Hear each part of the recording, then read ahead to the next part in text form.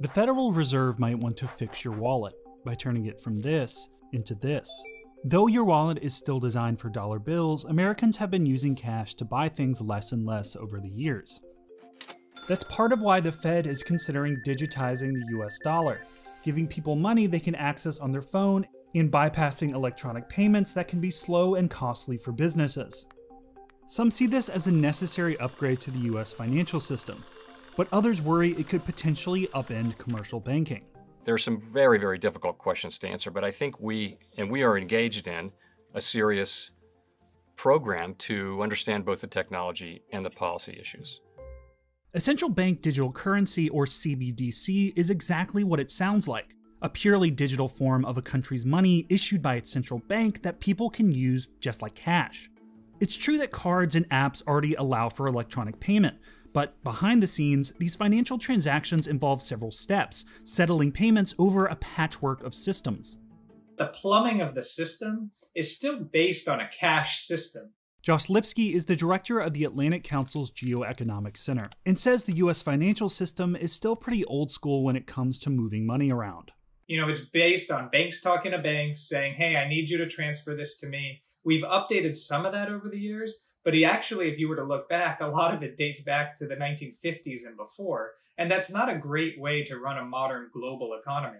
After a debit card is swiped, the transaction can flow through several entities including point-of-sale systems, payment networks like Visa and MasterCard, your bank, and the merchant's bank. This system can take up to 3 days to move money between accounts, and often comes with transaction fees that can weigh heavily on small businesses, who experts say may have to pass the cost onto customers or put restrictions on card usage.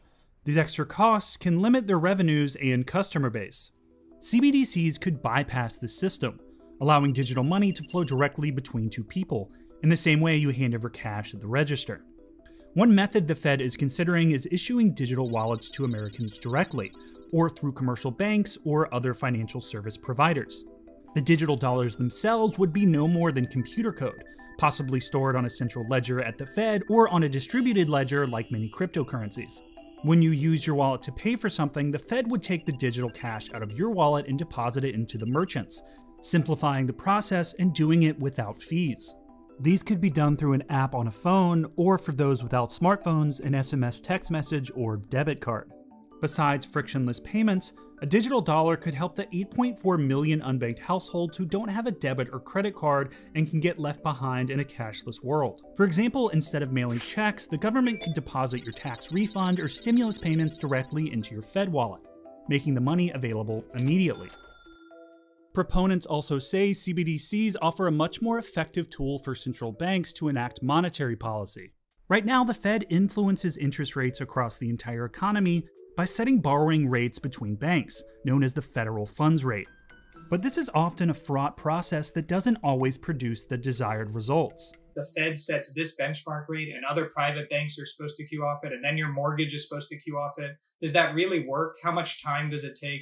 And the answer that economists will tell you is it works, but there are probably more efficient ways to transfer monetary policy. Economists believe that if the Federal Reserve were to assign interest rates to the money stored in digital wallets, it would be much more effective at influencing economic decision-making at the household level. According to a January survey, 60% of central banks around the world are currently experimenting with CBDCs. The Bahamas was the first country to release a digital currency, called the Sand Dollar, in October 2020. And China has been developing and testing a digital version of the yuan. But there are questions about how a digital currency would work in the US. Legitimate digital public money could help drive out bogus digital private money. It could help improve financial inclusion, efficiency, and the safety of our financial system if that digital public money is well designed and efficiently executed, which are two very big ifs. The recent rise of cryptocurrencies like Bitcoin and private currencies like Facebook's Diem have spurred central banks to explore CBDCs in an effort to keep pace. Experts say these alternative currencies expose the risk of money and payments circulating outside the watchful eyes of central banks. This is a blind spot for them, because when they're setting monetary policy, they like to know how much money is in circulation, broadly how that money is being used, and so that helps them understand the macroeconomics and the fundamentals of the economy at any given time. But by keeping up with new competitors, CBDCs could threaten to leave traditional banking behind. So if the Fed were to become a bank in a traditional sense and actually issue people money and hold people's money directly, then you might hold less money in your Bank of America app, and that would cut into their business model. So they have to think about how digital currencies affect their business. Because of these issues, the Federal Reserve is still studying the scope and structure of how a digital dollar would work and how it could be integrated into the current banking system.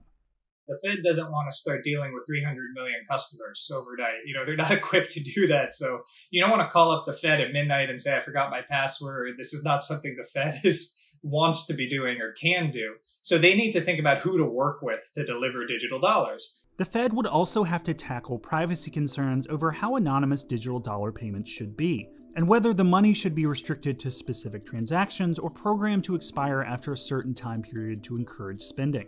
It plans to release a discussion paper on the benefits and risks of a digital dollar this summer, and has said it wouldn't move forward without support from Congress. Many experts say the Fed will need to figure out a digital dollar to keep up with the pace of a rapidly changing global economy. What that looks like remains to be seen, but it could mean using this a lot less.